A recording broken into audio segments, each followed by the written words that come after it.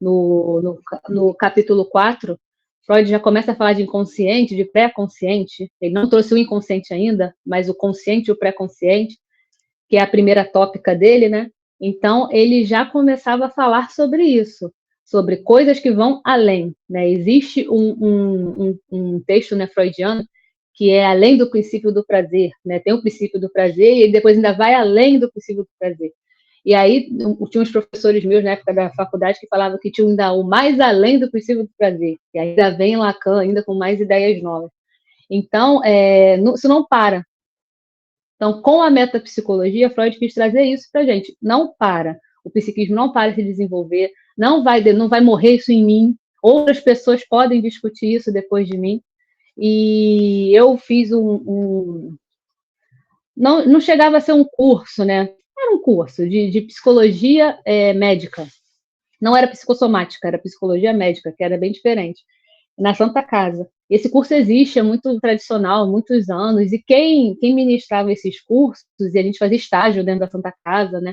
E quem ministrava esses cursos eram psiquiatras, outros neurologistas. Tinha um cardiologista lá entre nós e estudantes de psicologia, né, que gostavam da área. E eles discutiam, levavam a gente para discussões, e a gente estava ali junto nas enfermarias. Então, estou dando essa introdução bem grande para fazer me entender, né, que vocês me entendam, sobre essa questão da psicoanálise não estar totalmente vinculada à psicologia. Se a gente for pensar em psicologia hoje, né, eu que fiz a graduação, ainda continuo atuando, né, a psicologia ela tem que ter uma parte concreta, visível, muito forte para poder se basear como uma ciência e lutar nesse mundo. E a gente está lutando ainda para poder ter o nosso espaço. Então, é necessário que a psicologia tenha esse viés muito concreto, né, que tem, assim, né, a área da cognitivo-comportamental, que é uma área bem que se trabalha com fenômenos visíveis, palpáveis. Então, é importante dentro da psicologia ter esse tipo de parte, de área também. Mas Freud quis ir na contramão disso, mostrando um aparelho psíquico. E aí, na metapsicologia, o que ele faz? Ele mostra como esse aparelho funciona. Ele existe, ele não é localizável fisicamente, você não abre um cérebro e tira a psique, como eu já falei, você não abre uma mão e tira a psique, você não vai ter isso, mas você vai localizar essa psique em algum lugar. E esse lugar que a psique está não é um lugar só, né? Ele é um lugar fluido. Só que ele está dentro do ser humano, ele não está fora. Ele está dentro de cada pessoa, cada um tem a sua psique construída. Como é que se constrói uma psique?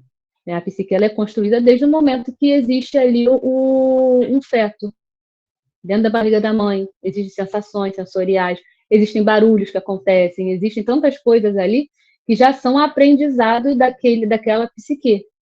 O cérebro pode não estar totalmente formado, mas as sensações já estão, né? O tecido epitelial ele já está ali, então ele já consegue captar sensações. E essas sensações elas estão construindo a psique. Aí nasce, aí tem aquele momento traumático do nascimento, porque não tem como você não dizer que o nascimento é um momento traumático, né? De dor, de novas experiências, de abertura de campo de visão, de respiração, de tantas coisas que vão acontecendo, aí chora, aí tem que mamar, porque chorou, aí tá ou fez xixi, fez cocô, ou tá com frio, tá com calor, e aí vão se criando experiências, e nessas experiências o aparelho psíquico ele é formado. Ele é formado de experiências, de traumas, de sensações, de sentimentos, de expectativas, né? A gente fala também muito em psicanálise sobre o olhar do outro, né? Esse olhar do outro que constitui o ser humano, a pessoa, né, o paciente, o indivíduo, né, como se chama muito em psicanálise, o sujeito. Então, esse olhar do outro que constitui esse sujeito, ele é cheio de expectativas. Então, ali já começa a psique. E aí tá, temos agora um conceito, né, de metapsicologia que fala sobre psique, funcionamento. Como é que essa psique funciona? Eu vou ler algumas partes aqui, tá, pessoal? Porque eu acho importante a gente se ater à teoria, bem bonitinha como ela é, porque assim, a psicanálise ela é formada por duas partes, né? Se a gente for olhar os ensinos de Freud, né? Sobre essa parte teórica, que por mais que ela seja abstrata, ela tem teoria, Não é uma assim, todas as pessoas que passaram por trauma tal vão acontecer isso. Existe uma estatística, um gráfico em pizza para a gente poder discutir. Não tem. Mas você vai entender que muitas vezes uma pessoa, estou dando exemplos, tá? Uma pessoa toda tatuada. Pode ser que sim, pode ser que não, o que eu vou dizer agora. Talvez sim e não. Talvez essa pessoa está acostumada a sentir dor. E a dor alivia ela. E ela vai lá e faz o quê? Ela vai lá e se machuca tatuando. Por quê? Porque tatuagem fica bonita, é um desenho, tudo, mas é uma dor. Às vezes sangra. E aí você vai ali tentar configurar um quadro. Todas as pessoas que se tatuam toda, né, ou faz uma tatuagem que se quer, elas gostam de sentir dor? Não é isso que eu estou dizendo. Eu estou dizendo de um quadro. Você vai ver algumas situações que se configuram dessa forma. E aí eu vou dizer para vocês, né, de forma até médica, né, não sou médica, não fiz medicina, mas tenho um conhecimento em relação a isso e acho que é um conhecimento geral. Quando você faz um exame de imagem, por exemplo, um exame de sangue, que eu acho que é mais interessante para a gente poder discutir.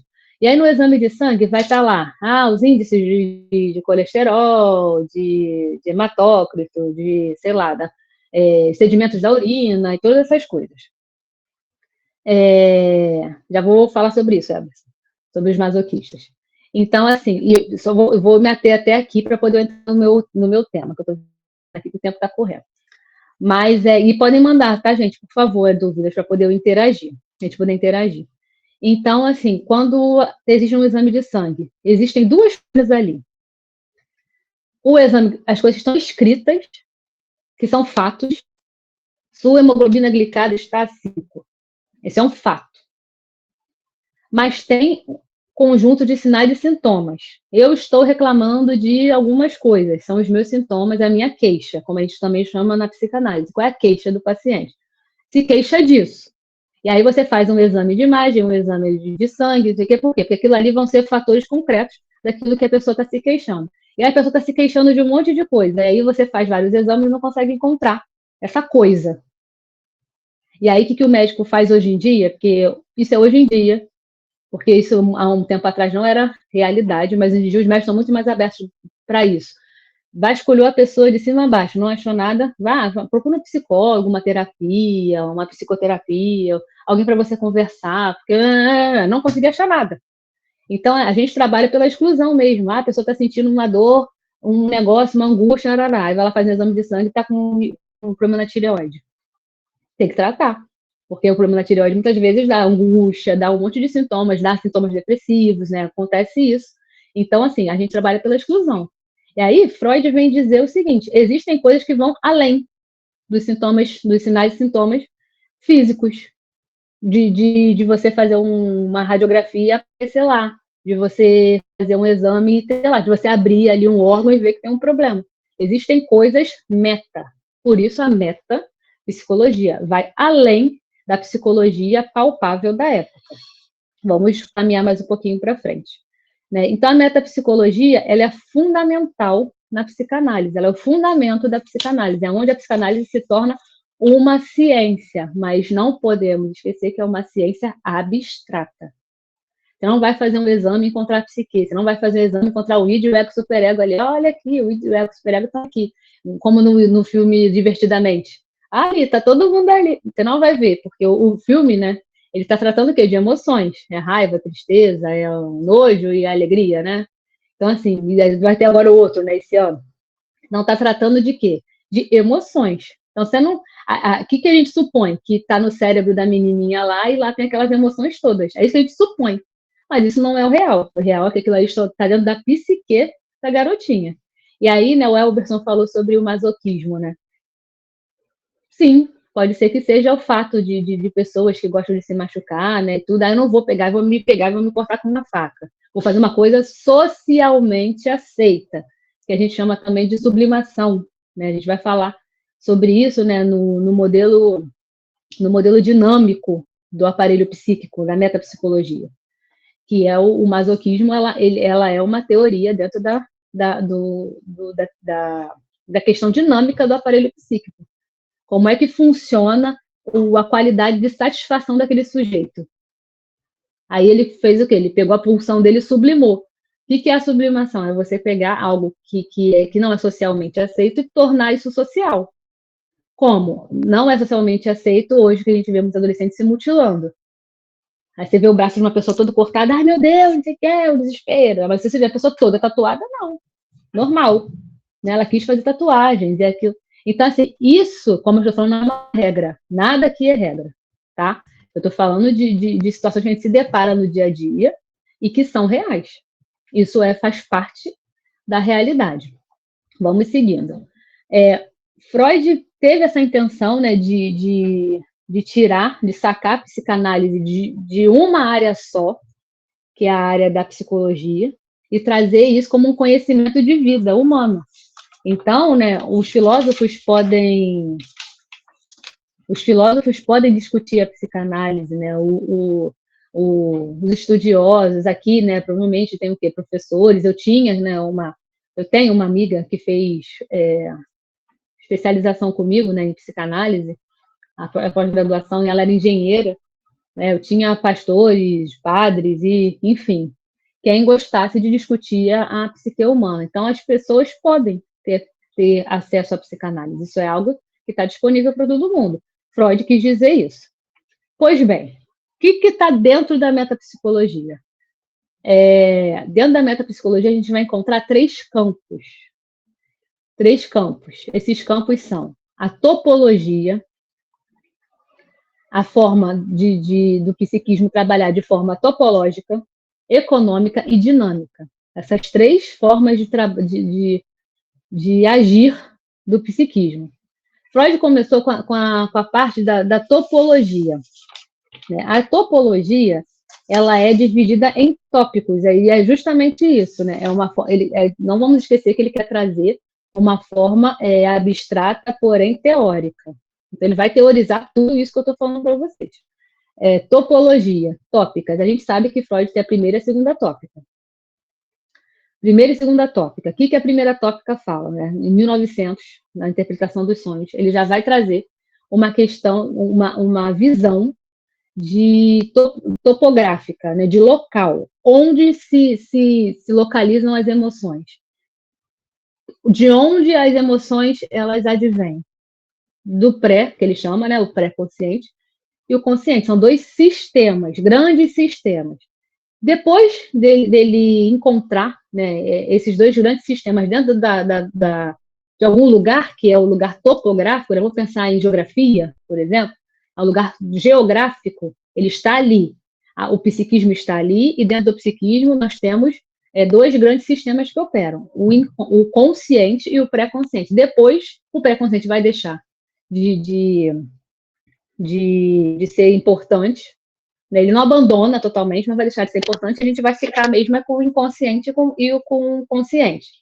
E aí ele vai, depois disso, isso é a primeira tópica, na segunda, ele vai tirar mais conceitos, mais impressões com o tempo de estudo dele, que é o id, o ego e o superego. Isso é topografia. Isso é primeira e segunda tópica. Isso é o lugar que está localizado a psique e as formas que ela atua nas sensações e nos afetos das pessoas. Então, vamos lá. Id, ego, superego. São forças. E essas forças, elas coexistem. Só que elas estão localizadas dentro do aparelho psíquico. Até aí, alguma dúvida? Alguma colocação? Alguém quer dizer alguma coisa? Então, vamos seguindo. Se tiver, podem falar que aparece aqui para mim, tá?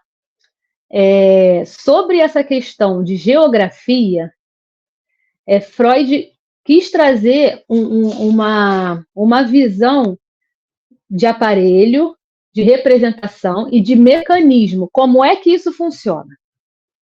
Como é que isso atua? Aí ele vai falar sobre o modelo dinâmico.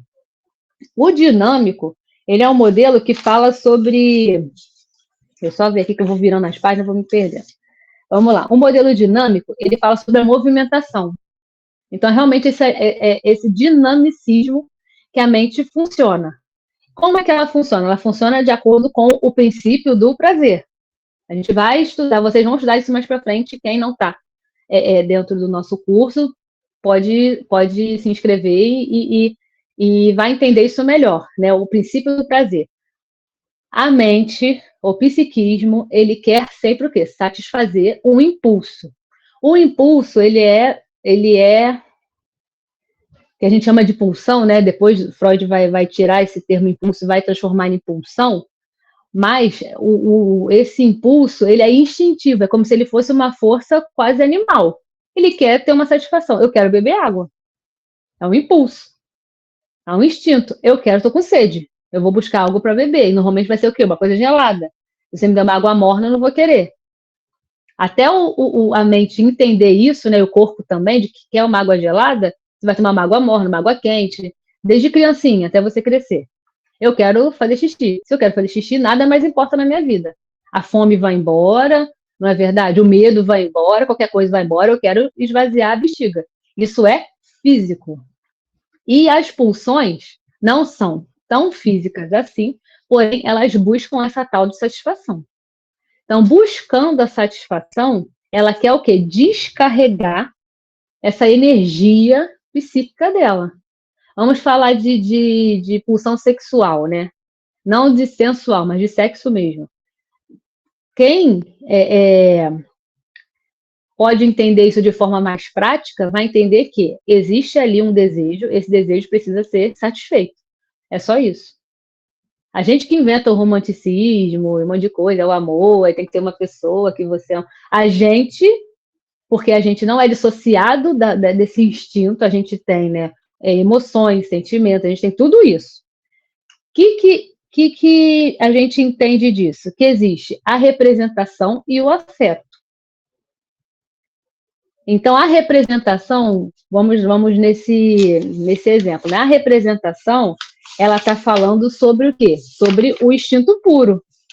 A quantidade que ele tem de pulsão para satisfazer. Mas a qualidade é o afeto, é a emoção. E aí, falando de novo, voltando à questão sexual, você tem duas coisas ali envolvidas, o afeto e a representação. Qual é a representação? A representação é o que aquilo ali apresenta, então eu tenho que resolver a minha questão de quantidade de pulsão para descarregar, de energia para descarregar, mas não pode ser com qualquer pessoa. É uma pessoa que me atrai, uma pessoa que é assim, que é assado. E aí, isso aí se junta e você descarrega essa tensão psíquica e emocional. Esse é o dinamicismo da mente, de como o aparelho psíquico pode funcionar. Só que assim, né, eu estou falando isso de formas muito esquizo, né? É isso e é isso. E é isso que a gente precisa, isso tudo, a gente realmente precisa para poder entender. Isso tudo funciona separado? Não, nunca. Então, essa interação entre essas instâncias, essas três instâncias, que eu estou falando de topográfica, econômica e dinâmica, essa interação, ela fala sobre o ponto econômico. O que é o ponto econômico? É a libido. Pulsão é diferente de libido? Sim. Pulsão é algo instintivo. A libido ela é um pouquinho mais sofisticada. Então, a libido, ela está totalmente ligada nesses pontos, né, do que eu falei, nesses três, topográfico, econômico e dinâmico, mas ela funciona muito na questão econômica. E aí eu estou entrando nesse último ponto, depois a gente vai conversar mais um pouquinho sobre essas três, tá? Mas eu estou só apresentando para vocês como é que elas funcionam. Na economia, pensa aí na economia. Eu não vou falar da economia do país, tema polêmico, não quero falar sobre isso. Quero falar sobre economia de libido, economia de pulsão, economia psíquica. Como é que funciona a economia psíquica? Mais simples do que você imagina. Existe lá uma energia.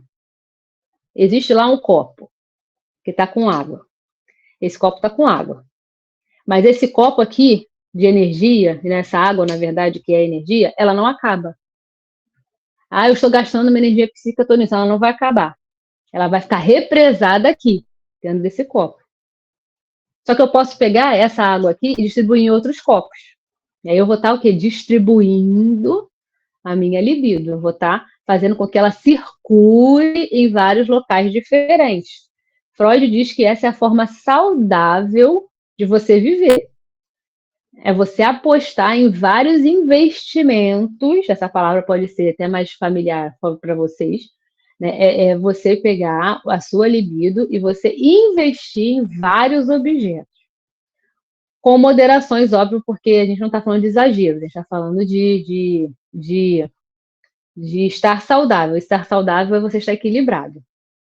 Né? A gente vamos falar por exemplo, de luto e melancolia, né? Que é um texto bem interessante de Freud. O luto, ele pega todo o investimento do objeto e coloca naquela pessoa ali que se perdeu. Esse é o luto. Naquela coisa, naquela pessoa, o emprego que eu perdi, vai ficar triste dias, né? Porque eu fui mandada embora, a pessoa que faleceu, uma caneta muito importante que minha bisavó passa de geração em geração e eu perdi. Então, assim, das coisas pequenas até as maiores, a gente entende que o luto, ele atua dessa forma. Você vai recolher aquela energia de libido pulsional de que estava numa situação e você vai recolher para dentro de você e você vai refletir sobre aquilo. A falta que aquilo te faz, como foi difícil perder. E aí, o luto saudável, você vai depois pegando essa energia e distribuindo ela de novo, colocando num novo objeto. Dessa forma. O que a economia fala para a gente? A economia fala para a gente que quanto mais você investe numa coisa, mais expectativa você faz.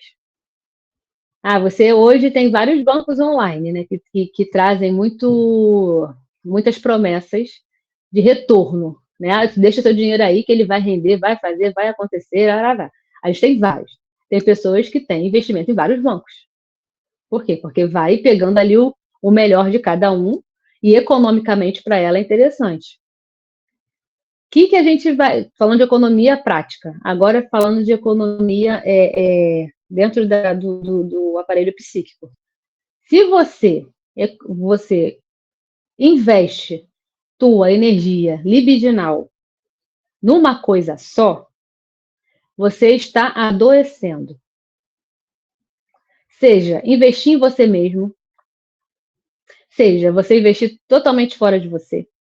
Você está adoecendo. Uma mãe que tem um bebê, por exemplo, né, ela tem que gastar a energia dela toda naquela criança.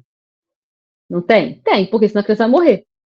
Eu sempre falo isso, é muito mais fácil você matar um recém-nascido do que você fazer ele viver.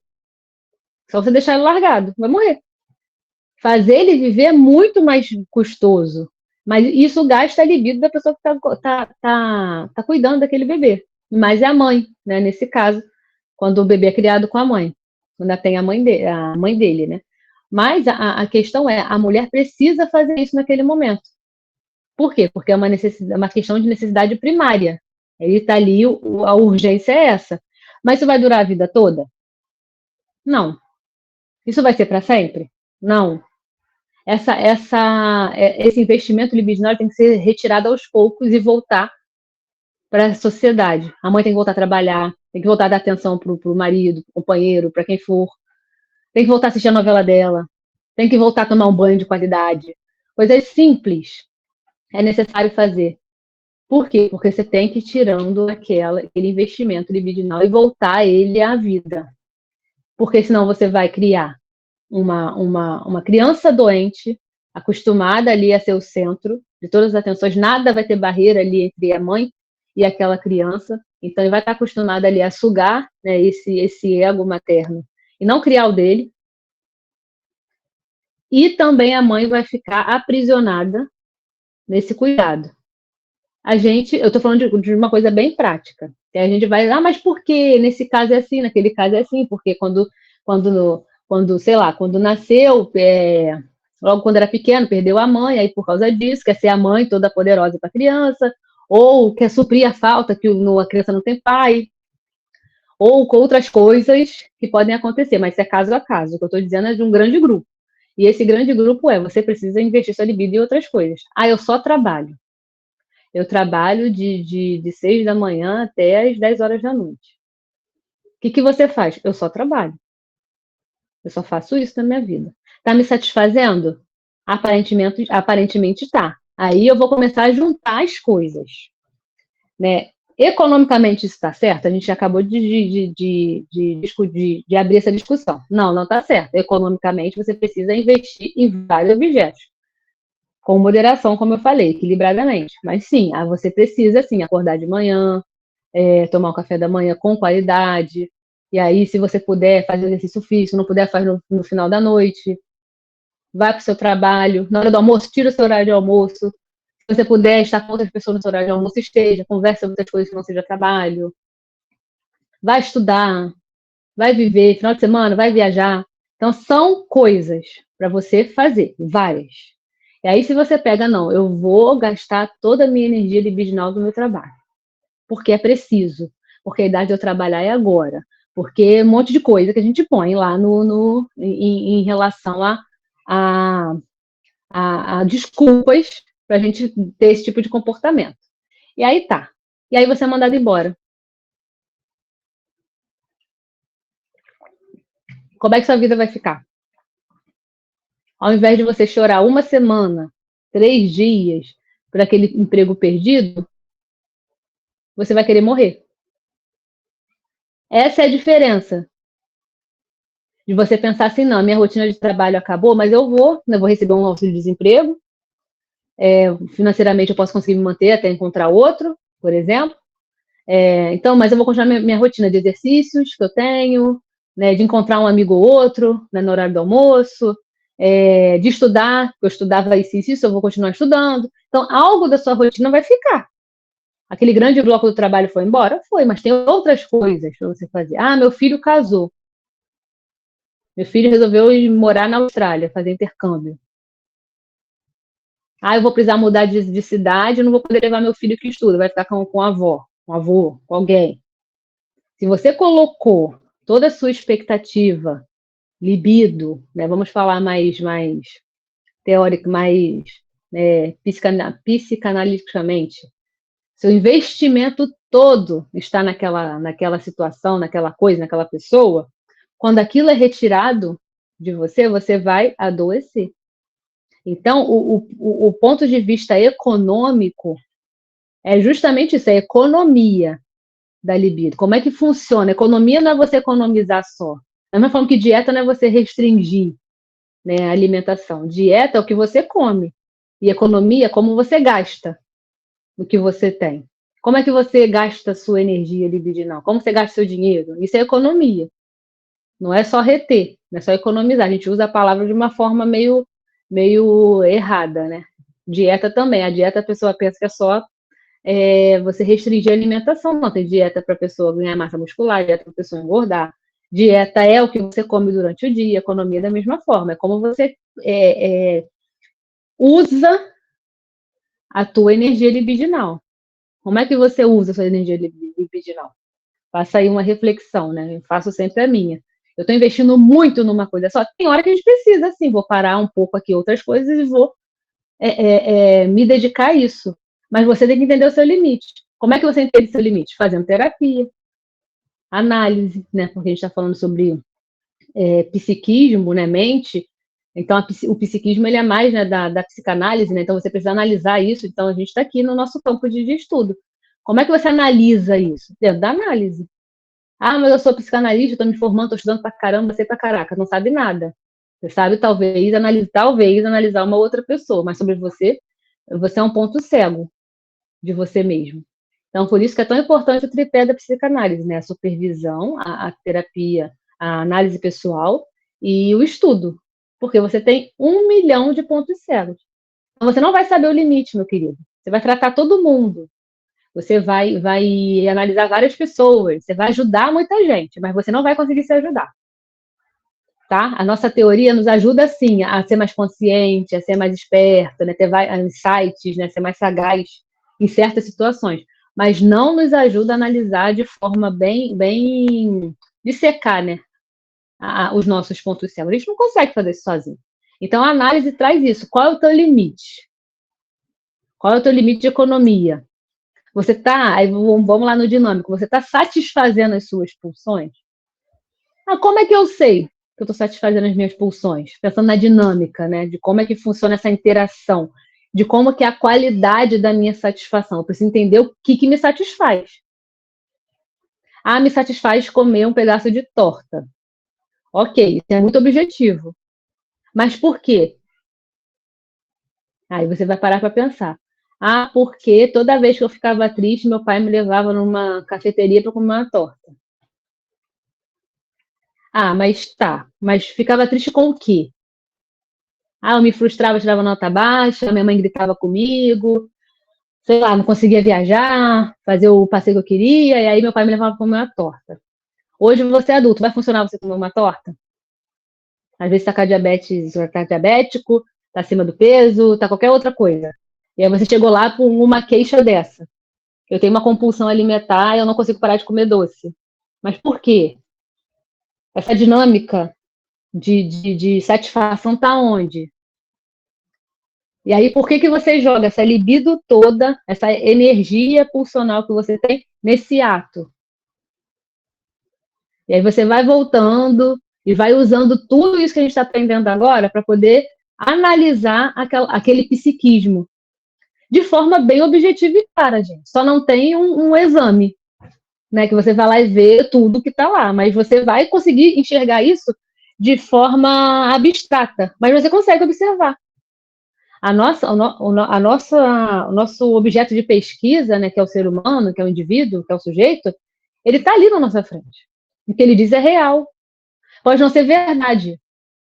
Pensem. Nem tudo que eu digo é verdade. É o meu ponto de vista sobre a situação. A verdade absoluta não existe. Né? Eu, como se eu tenho uma religião, eu acredito que algumas coisas na minha religião são verdades absolutas. Para mim. Mas tem coisas abaixo disso que são percepções das pessoas. E a minha percepção junto. Então, se eu tenho uma percepção sobre aquilo, é minha verdade. Então, alguém tem que escutar a minha verdade. Quando alguém escuta a minha verdade, ela tem que acreditar em mim. E ela acredita, ela dá crédito. Não é você defender a pessoa, é você dar crédito ao que ela está falando, é totalmente diferente. E aí você dá crédito ao que a pessoa diz. Quando você dá crédito ao que a pessoa diz, ela se sente confortável e ela vai abrindo o livro para você. E aí você vai estudando junto com ela aquilo ali, aquele ser humano que está na sua frente, aquela pessoa, aquele sujeito. E aí você vai vendo isso aqui que eu estou falando na frente de vocês. É um exame de imagem? Vem por escrito? Vem com laudo? Não vem. Mas é um método de pesquisa confiável. Por quê? Porque a gente vê aquilo ali na nossa frente.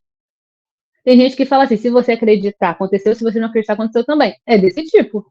Se eu contar para vocês algumas experiências que eu já vivi na clínica, vocês podem acreditar ou não, mas eu vi aquilo acontecer. Então, e vocês também vão ter a experiência de vocês. Então, quando o Freud fala sobre essas três instâncias, né, dentro do psiquismo, a topografia, a economia e a dinâmica, como isso é interligado e como a gente consegue separar isso também, é para que a gente possa colocar em termos didáticos, teóricos, a prática clínica, que é a outra parte da psicanálise.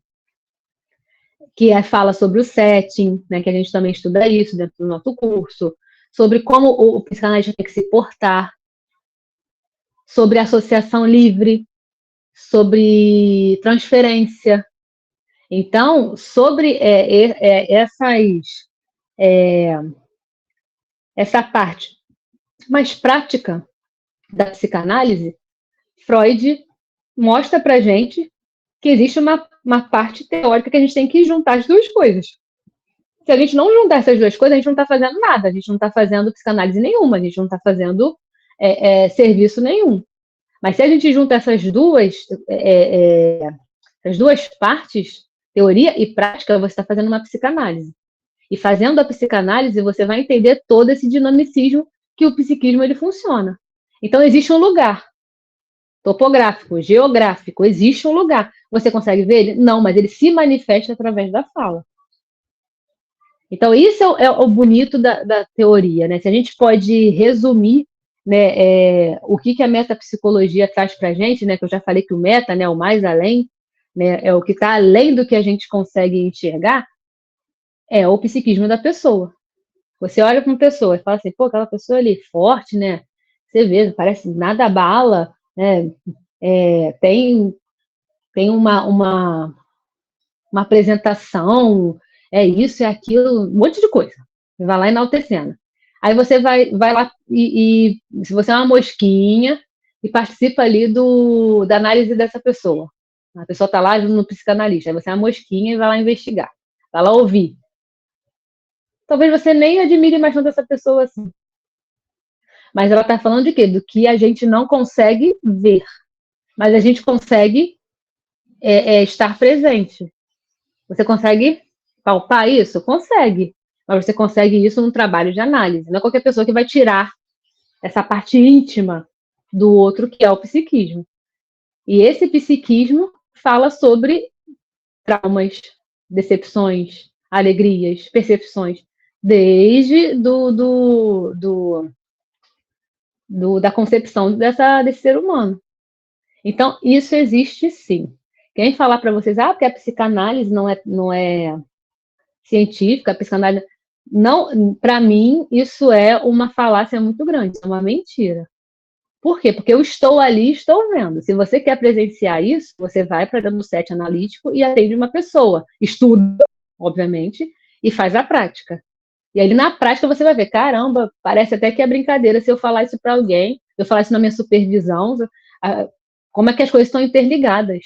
Como uma palavra, muitas vezes, tem vários sentidos para aquela pessoa. Né? Pode ser a coisa mais boba do mundo, mas a pessoa repetindo, repetindo, repetindo, você já está com a sua escuta, né? Esqueci o nome, gente, é a Associação Livre, mas você está com a sua escuta apurada para ouvir o que está na entrelinha daquela palavra que a pessoa fala, é tornar a teoria de Freud real. E a gente faz isso todo o tempo em análise. Então, não existe essa questão de falar que isso não é científico porque você não vai fazer uma conta e vai ver o resultado. Porque você não vai fazer um experimento, né, comportamental ou cognitivo e vai dar o resultado. Nem sempre é assim. Eu sempre falo uma coisa que a gente precisa ter humildade, acima de qualquer coisa. Não é eu dizer que eu sou humilde, mas é você se comportar humildemente. Você pode ter vários comportamentos humildes, que você mesmo fala assim, não, nessas perspectivas eu fui humilde, porque eu reconheci que eu não sou dono da verdade, eu não posso fazer nada sozinho. Eu já indiquei várias vezes pacientes que não estavam funcionando a psicanálise para uma terapia cognitivo-comportamental, naquele momento. E o que acontece às vezes, nem sempre? A pessoa vai lá de forma prática, porque tem problemas que são práticos, e às vezes a psicanálise, às vezes não, ela é muito profunda, e a pessoa precisa de um pouco mais de agilidade em certas questões, e aí vai ali no outro tipo de terapia, resolve aquela questão e volta para a psicanálise para poder discutir aquela situação. E aí acaba de limpar aquilo ali. Mas, às vezes, a pessoa precisa de uma coisa objetiva. Eu preciso andar de avião, que eu vou viajar daqui a 2 semanas, eu tenho uma reunião de trabalho lá na China. Vai ficar 20 anos dentro do avião. 20 horas dentro do avião. E aí você vai fazer o que com essa pessoa? Não, vamos aqui discutir por quê, né, e o seu pai, me fala mais do seu pai, da sua mãe. Né? A pessoa tem 2 semanas para resolver o problema. E aí, olha, eu vou passar para a pessoa. Não tem como eu te ajudar objetivamente, assim, rápido. Vou te passar para um colega. E aí, se você sentir necessidade, você volta. E as pessoas voltam.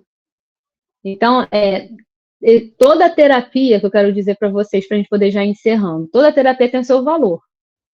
Né? A psicologia é muito diversa. Eu sou da psicologia, gente. Eu uso o método da psicanálise, mas eu sou da psicologia. Então, não posso deixar de falar para vocês. Todo método teórico tem o seu valor. Tudo dentro da psicologia tem aplicabilidade. A gente faz psicologia. Né? Eu não uso psicanálise o tempo todo, eu tenho outros saquinhos aí para poder abrir e tentar ali ajudar aquela pessoa de alguma forma. Mas se você está fazendo a psicanálise, não vem da psicologia e você está estudando a psicanálise como teoria para embasar a tua prática, como eu falei, né, anteriormente, a psicanálise é para todos que querem estudar e querem praticar. Para mim isso está bem claro, ainda mais com a metapsicologia, né, o que a gente está estudando agora.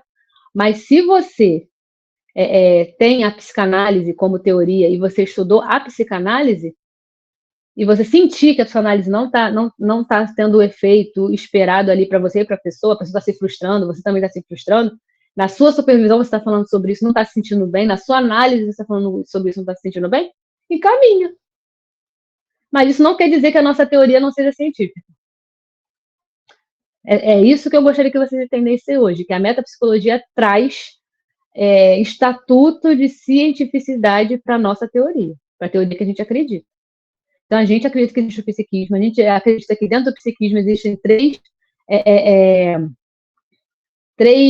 princípios gerais, né, que esses princípios gerais são regidos pela topografia, pela dinâmica e pela economia dos investimentos libidinais, que dentro da topografia a gente tem o inconsciente, o consciente, e dentro desses dois grupos grandes, a gente tem a atuação do id, do ego, superego, que são forças, e que essas forças são dinâmicas, e que esse dinamicismo traz um peso de qualidade de satisfação, de pulsão, e essas pulsões têm que ser satisfeitas de alguma forma, e aí você vai entender de como é que eu faço para satisfazer, e aí eu vou entender de economia, e aí na economia você entra com a quantidade de pulsão que você vai usar para se satisfazer, para você não ficar vazio. Então, a gente precisa entender isso de forma teórica? Precisa. Mas a gente só vai ver isso funcionar na prática. Eu vou ficar aqui falando para vocês 3 dias sobre isso tudo, porque a teoria não tem fim, essa é a verdade. Quanto mais eu vou me lembrando, mais coisas a gente vai sacando da mente, né? E a teoria não tem fim, e por ela não ter fim, a gente pode ficar falando aqui, né, dissertando sobre isso aí uma vida, porém, vocês só vão ver isso aqui funcionar na prática. O que eu quero deixar para vocês, além disso tudo que eu estou falando agora? Né? Aí eu acho que vocês precisam talvez até tomar nota, que eu acho interessante, né? Freud começou a falar sobre metapsicologia, como eu falei, na interpretação dos sonhos em 1900. Mas ele começou a trazer mais essa questão da metapsicologia de forma mais amarradinha, né, mais teórica, com mais força, né, nos textos sobre o narcisismo, de 1914, as pulsões e seus destinos ou vicissitudes, em 2015, repressão ou recalque, de 1915, o inconsciente, de 1915, e luto e melancolia, de 1917. A gente encontra a metapsicologia mais estruturada, talvez não com esse nome, assim, então, a metapsicologia está aqui. Mas, assim, essa questão dinâmica, econômica, de geografia do psiquismo, né, nesses estudos de Freud. Em 1990, ele começou a falar sobre isso, tendo as impressões bem arcaicas da teoria dele. Mas ali, nessa parte que ele já está mais caminhando para um ponto mais maduro da teoria, que ele começa a dissertar sobre isso. E eu não sei se a gente massificou isso de forma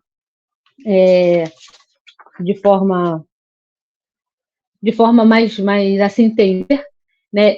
E eu acho que se fala pouco sobre isso, essa questão da experiência psíquica, que eu estava falando sobre afeto, sobre a representação.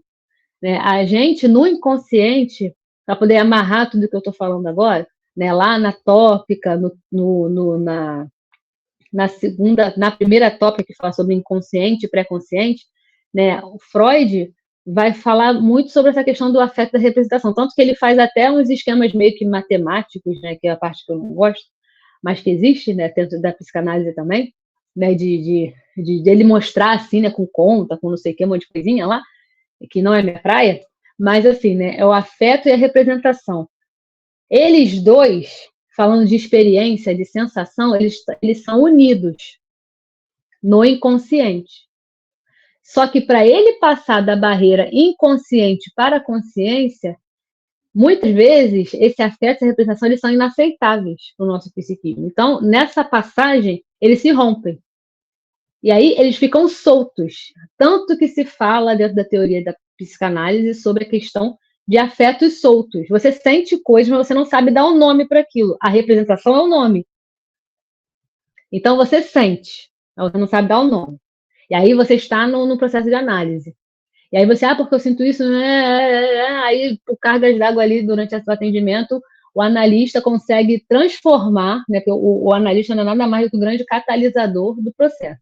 Ele é como se fosse o transformador, a tomada o aparelho 220 e a tomada 110, bota o transformador, para poder, né, filtrar e conseguir transformar aquela energia numa energia aceitável para aquele circuito. Então, o analista é isso, ele vai dar um nome.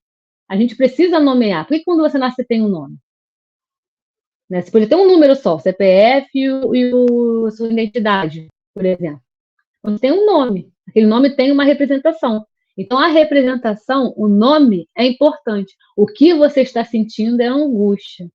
A pessoa já te falou isso, tá? Mas não falou com essas palavras. Você já estudou a teoria e você sabe. O que você está sentindo é medo. O que você está sentindo é igual quando o bebezinho está chorando. O que você está sentindo é fome. O que você está sentindo é frio. O que você está sentindo é angústia de separação. E aí você vai ficando, né, mais difícil, né, com os anos, né? E aí você tem que tirar um monte de coisa de cima para poder olhar. Esse afeto é o quê? Essa representação cola nesse afeto.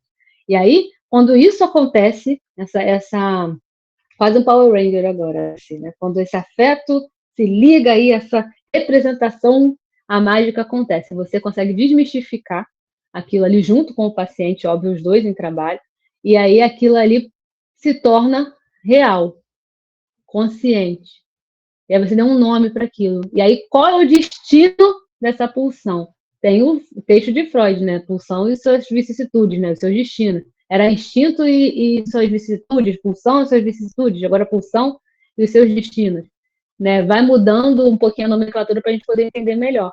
Então, hoje, se eu puder, né, o que eu me proponho a falar para vocês, né, resumindo do resumindo, né, tirando aí o sumo dessa aula, né, bem enxuta de hoje, é que a metapsicologia ela se propõe a tirar a psicanálise de uma caixinha.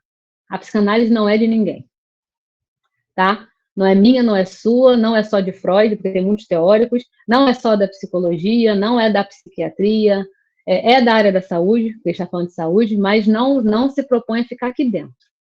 A psicanálise é para quem se propõe a estudar. Só que a pessoa tem que entender a teoria. Você não pode sair daqui desse curso, dessa aula, achando que porque ouviu 50 minutos da minha voz, que você sabe alguma coisa. Eu, que já tenho anos, não posso dizer que eu sei alguma coisa. Tenho anos de estudo em psicanálise, não posso dizer que eu sei alguma coisa. Então, o estudo, ele é para sempre. Você não pode achar que você sabe de todos, analisar todos os seres humanos do mundo. Você vai ter alguém que vai te interrogar. E você vai ter que voltar para onde? Para a teoria, que traz o estatuto de ciência para a psicanálise.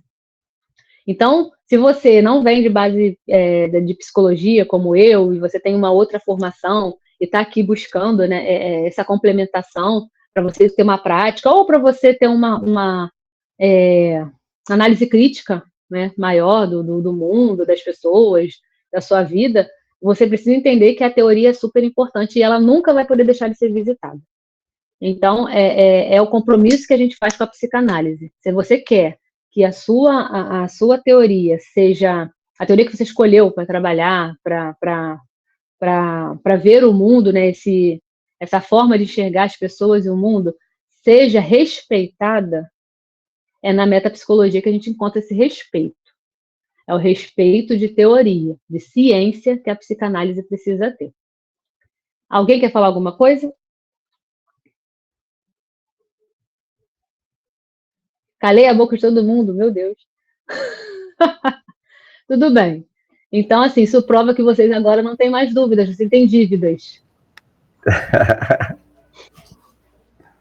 Né, Luciano? É isso, vocês não têm mais dúvidas, vocês têm dívidas. Tem dívidas, né? A dívida de estudar mais, né? E sempre mais, e sempre mais, e sempre mais. E sempre mais. Eu tinha um professor que falava isso, tem dúvidas? Não, então você tem dívida. Então você entendeu tudo e tem a responsabilidade de estudar mais e mais. Isso. Esse tema, né, Fernanda, ele é... Eu nem me recordo qual foi a última vez que eu li a respeito dele, né? Porque, sim, na verdade, ele passa num paralelo, mas ele acompanha amplamente e 100% o nosso campo de estudo, né? O tempo inteiro. A sombra e o corpo. Né? Mesmo que não tenha luz, a sombra está ali. Essa a meta. Exato, e eu vou até complementar o que você está falando, e assim, a gente tem teóricos que são o Luiz Alfredo Garcia Rosa, maravilhoso, maravilhoso. Ele tem 3 livros, né, que tá até ali, Introdução à Metapsicologia Freudiana, ele me acompanha, esse livro. Ele é uma trilogia, ele é o 3º livro dessa trilogia, não, ele é o primeiro, que é o que eu gosto, que está ali. Então, ele é um teórico, ele nunca chegou a atender ninguém. Nunca. Ele não acha que tem o talento para isso. Mas a teoria não pode ficar longe da prática.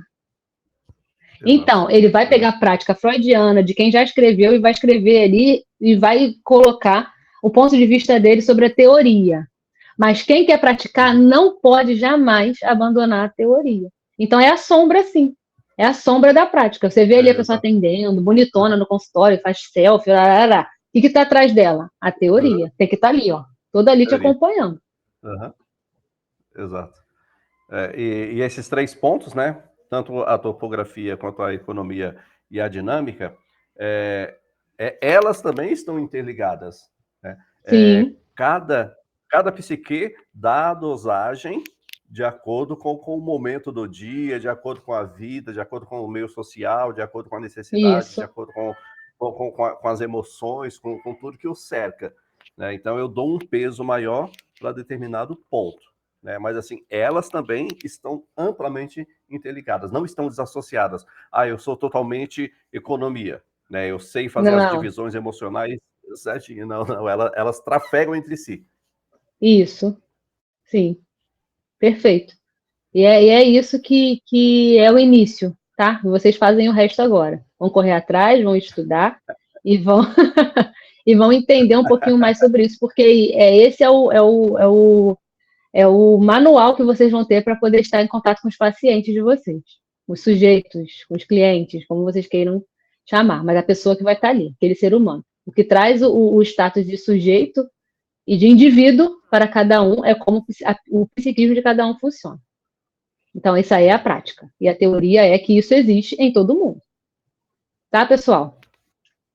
Bacana. Uma boa noite para vocês. Agradeço, né, quem ficou até o fim. Essa aula vai estar disponível no YouTube, então vocês podem reassisti-la. E qualquer dúvida, só pedir o meu contato. Estou disponível para poder tirar dúvidas. E só pedir o meu contato para o Instituto, para a sociedade, que não é mais Instituto, né? A sociedade, que aí eles podem disponibilizar para vocês para a gente poder tirar mais dúvidas. Tá bom, pessoal? Uma boa noite para todos. Espero que vocês tenham uma boa noite e que vocês tenham entendido um pouquinho do que eu me propus a falar. Tchau, tchau. Bacana. Tchau, tchau. Parabéns.